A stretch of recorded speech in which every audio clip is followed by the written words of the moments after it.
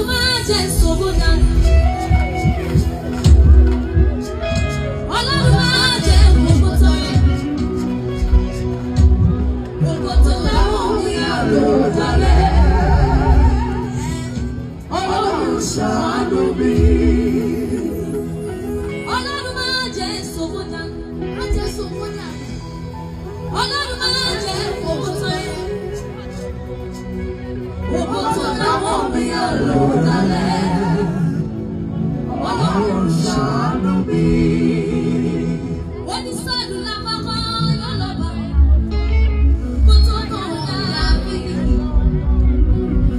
Ẹbí ìgbéraga ló lè wọ̀. Èmi ni mo máa fi sílẹ̀. Àgbàdo ìjọba àtòkò lọ́wọ́ rẹ̀. Àwọn àgbèrè mú Dáfídì. Má jẹ́ ṣègbéraga, má jẹ́ kùnà. Kí máa sọ ògbó mi rẹ̀.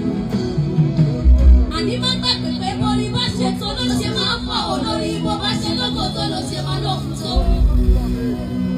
Ìṣìwàwù kékeré ló lè jẹ́ ní bọ́lá tòkè. Báwo aṣọ́ra?